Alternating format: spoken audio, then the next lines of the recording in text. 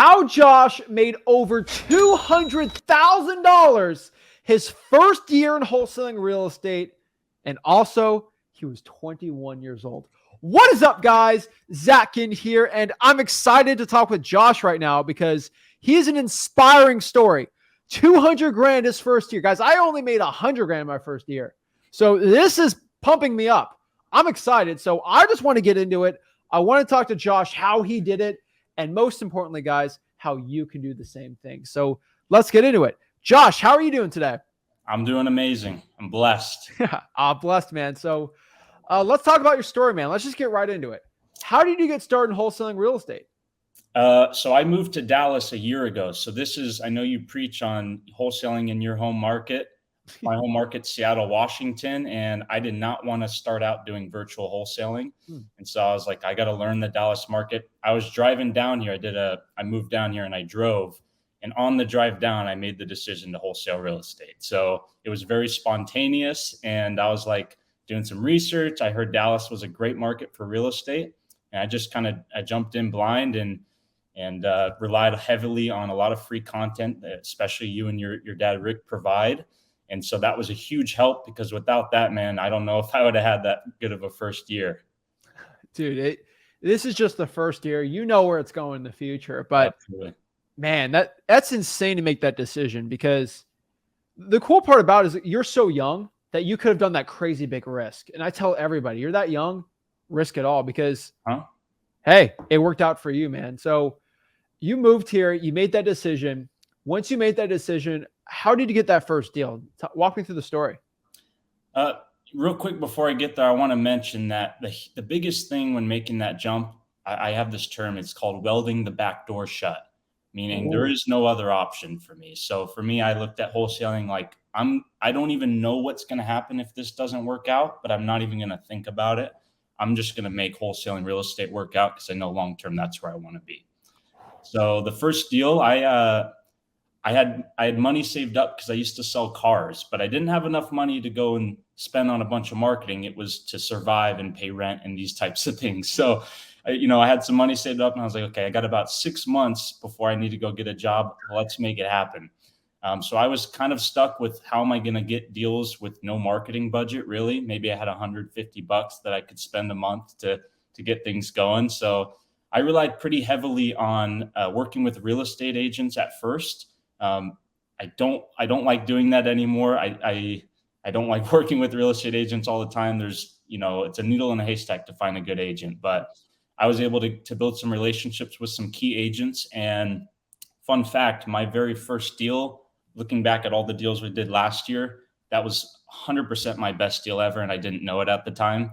And so, I was super blessed to have this real estate agent bring me an off-market deal. I made an offer on an on-market deal that they were representing the seller on, and that offer didn't go through. So I asked the agent, do you got anything else? And he brought me this off-market deal, and I was able to assign it for about a $15,000 wholesale fee, and we closed. Man, that was stressful because it was at the end of the year. The seller needed to sell before the new year, and so it was right the day before Christmas, I believe, is when I got it under contract. And I was like, how am I going to close this deal in 5 or 6 days? And so luckily all the stars kind of aligned. And at that point, that's when I was like, okay, I think I'm meant to do this. Wow, man. Let's talk about the stars aligning there. Like, how did you find the buyer for that in 5 days? So I posted the deal on Facebook. I didn't have any other options. I started learning. So I moved to Dallas in November, so a month right before that deal. So I didn't have any buyers list. I didn't have any of that stuff. And I didn't really care about that because I figured there's no point in building this buyers list if I don't have a deal to sell them. So I kind of was like, if I find a good deal, I know I'll find a buyer. And so I just relied on Facebook. I posted the assignment of contract on Facebook, and I was pretty mind blown. I was getting probably 40 to 50 messages that day of people wanting that deal. Again, I didn't know at the time, but that was one of the best deals I've ever done. And I thought I was going to make a really small fee. I didn't think it was the best deal. And so, I got pretty shocked. I found the buyer on Facebook, and luckily this guy I've done multiple deals with since then. He was a really solid buyer, and he was able to pull off the 5-day closing. And like I said, kind of all the stars aligned. We found a perfect title company that, I didn't have an investor-friendly title company. I didn't have any of these things. I was just looking for the first deal. And so, found a great title company. And it's still one that we use to this day. And so that's what I mean when I say all the stars aligned, that no issues with title. Everything just went super smooth. That is the only deal that's gone that smooth, though, I will say. Yeah, I saw that. And before you like watch this and you're like, wait a second, I don't know about this. Guys, I had Josh send me over the HUDs. Like, he showed me the HUDs. They're legit. The checks, like, this is real stuff. Like, when I bring somebody on here, this is 2023. Someone goes on the podcast, they got to show the real stuff. He showed me the HUDs. It's real, okay? And I even asked you, what I asked you when you showed me the HUDs? I was like, how did you find this title company? Yeah. Because that's my next question. Because I don't want to get into why the title company is so good, but like, they don't really show the assignments, and like, it's all legal, and it's kind of weird in Texas to do it, but like, don't tell them the title company, but like, how did you find that type of title company? Because that's a good one you got there. I got really blessed with that. Because it was with an agent, I asked the agent, do you have a title company you recommend? He told me the title company. I called them, made sure they did assignments, and they were like, that's our bread and butter. We mostly deal with investors. I was like, this is perfect. And that's how I found them. It was, again, all the stars aligned on that deal, and I got super lucky with that part. It's very similar to my journey. It's kind of funny because I was young too. And like, a deal just for a bandit sign just falls on the lap. And it's like, the guy's just super motivated. It's just like, if it's my first deal, make it easy. Like, it was so simple for me, and I didn't even know what I was doing, but hey, it worked out great. So what happened the second, third, fourth, fifth deal? Like, how did it get a little more difficult, and what was that journey like for you?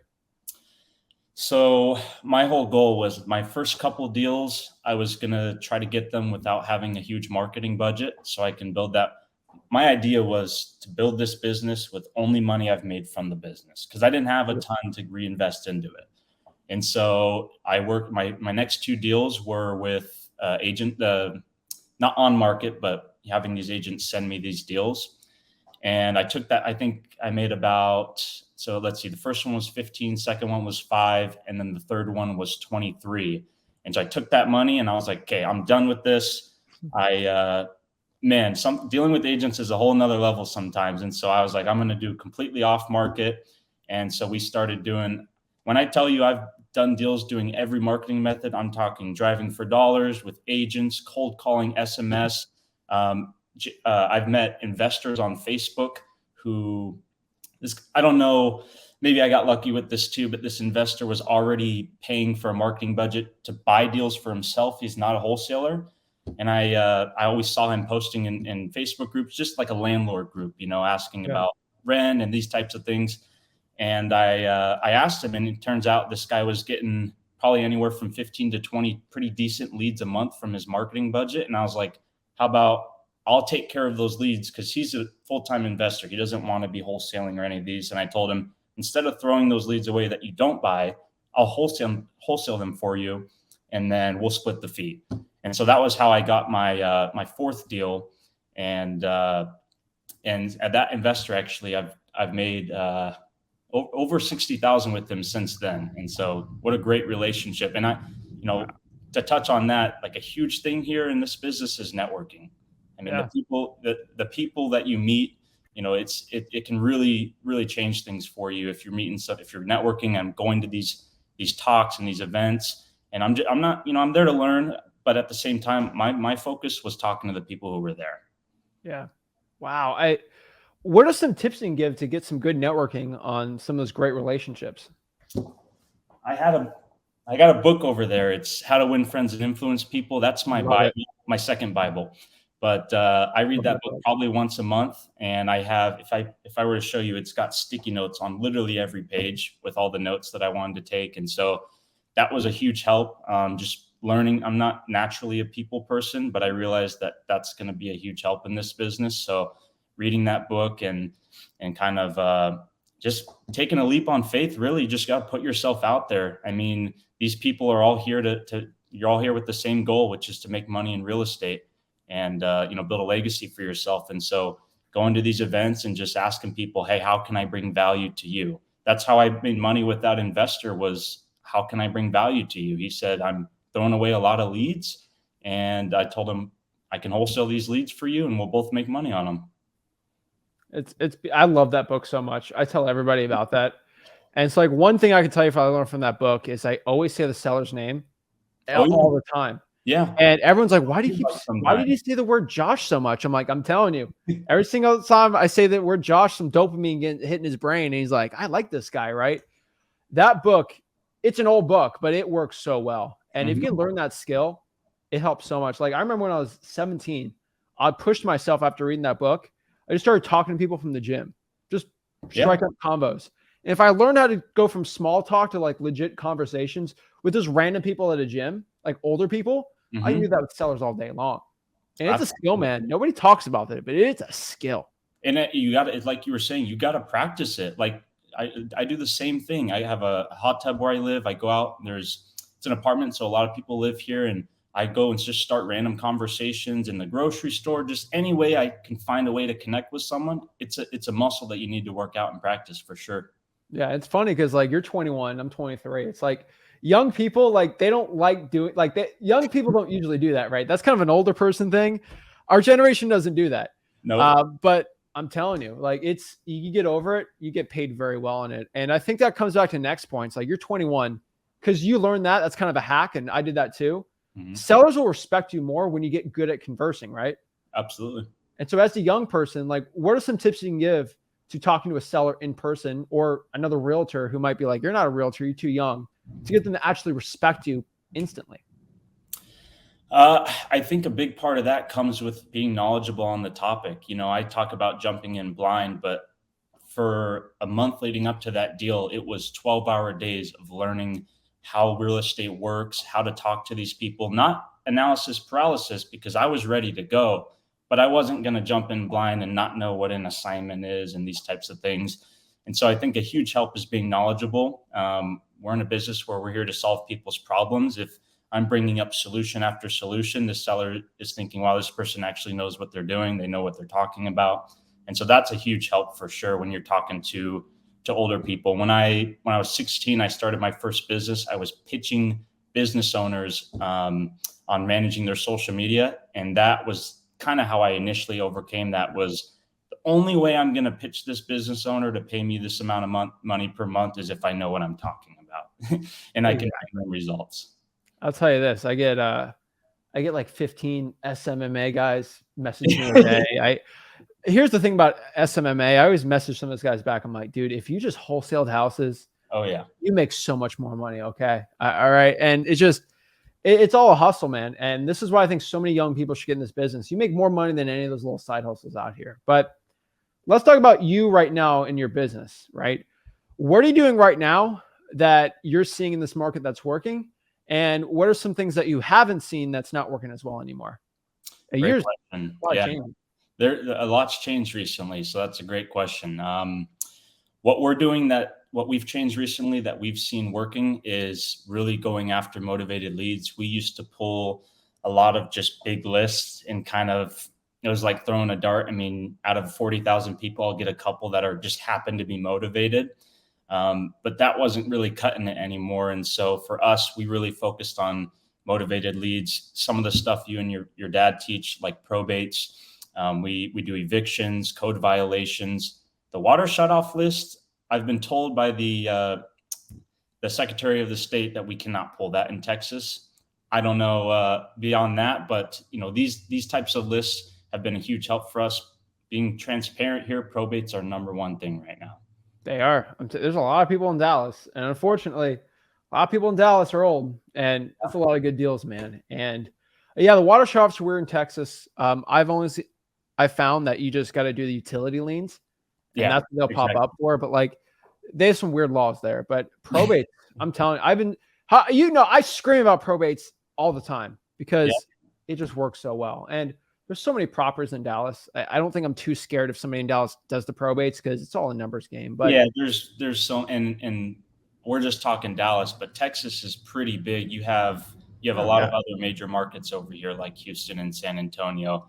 But a matter of fact, we locked up 2-3 hours ago. We locked up a cold calling probate lead. But another thing with probates I want to touch on is how important it is to follow up with these people. Yeah, not all of them you're going to be able to get under contract on that first call. In fact, most of them not. And so the importance is following up and, again, being there for these people. You're not there to buy their property. You're there to solve their problem. Exactly. And just caring about them, getting some good talking to them really well, which that book kind of comes back to. But I could tell everybody, if you just put in the work every single day, it will happen. So Absolutely. let's talk about, we're talking about how smooth things are going for you. There's some rocky roads, but like, Yeah. what are some of the toughest challenges you've had this year, the past year, that you've had to overcome that you think that people should know?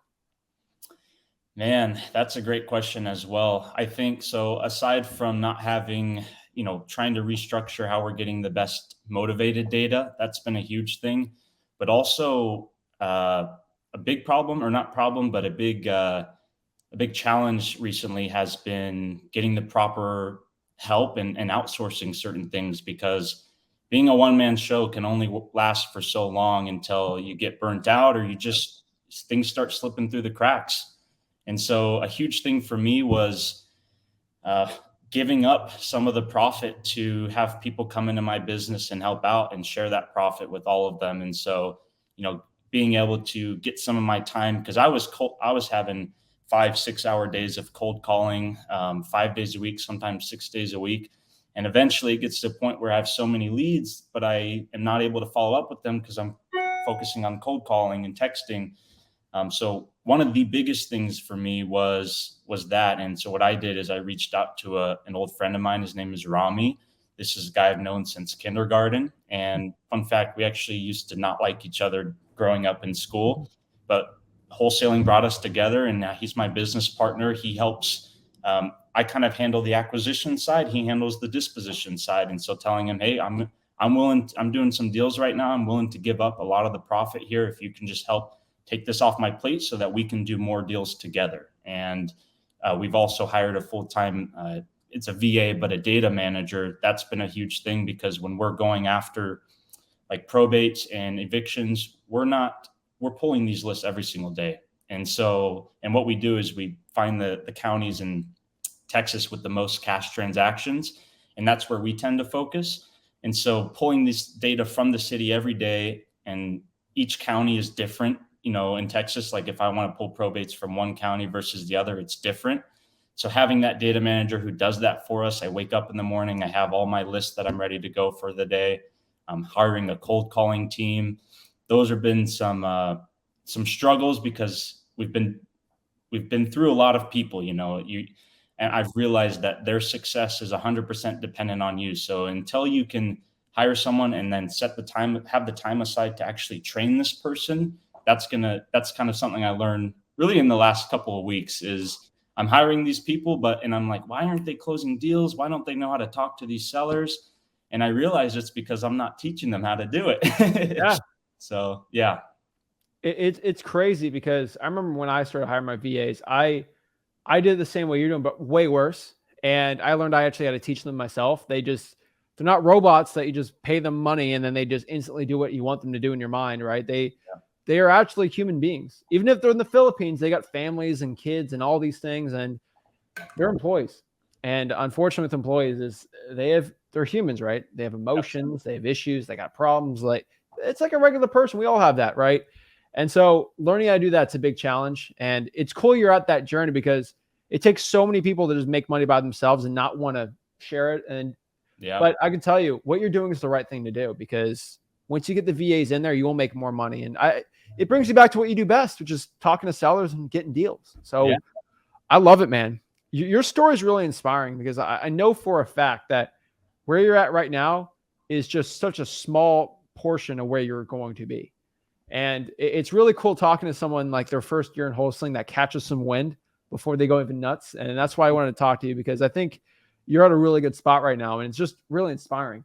And one thing to touch on that, and this has really kept me motivated.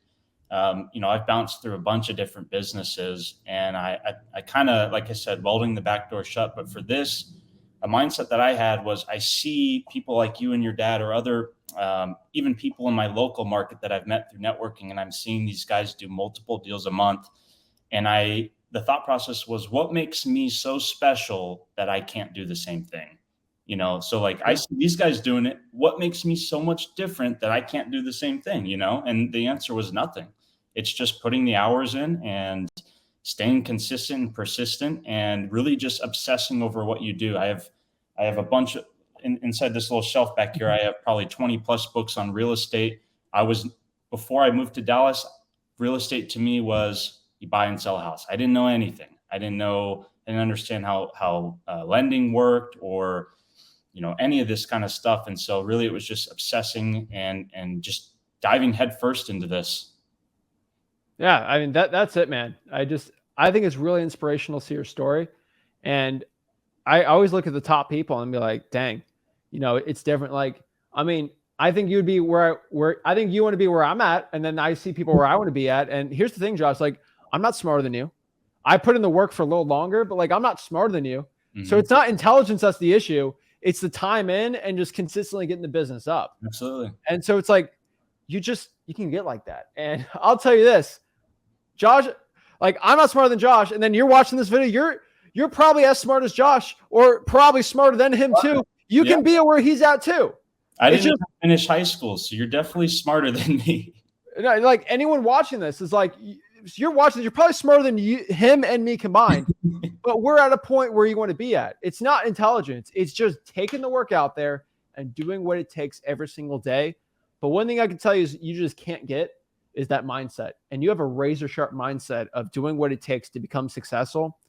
And it's very rare to find people like that. And that's why I wanted to talk to you. So, Josh, I really appreciate you hopping on. I know if someone's got some deals in DFW, Dallas, any other markets you're doing JV deals? Dallas, Fort Worth is our bread and butter, but we do stuff in Houston as well, and a little bit of San Antonio. Awesome. So if you got any deals, hit up Josh on IG, Instagram, at Mr. Josh Shipley. Do you have Facebook if somebody wants to reach out to you there too? Yeah, just Josh Shipley on Facebook. I should pop up there. Awesome. Go message him and get some deals. But Josh, I can't wait to hop you on next year and see where your business has gone, because I'm really excited for it. So Josh, thank you so much for hopping on. Do you have any parting thoughts for the audience before we hop off? It's a numbers game. Don't give up. That's the only thing stopping you from making it in this business, is if you give up. So yeah, Zach, really appreciate everything you and your dad do for the community. And I mean, if there's anyone to watch online to learn how to wholesale, it's these guys, 100%. Appreciate it. Thank you so much, Josh. Right on. Thank you.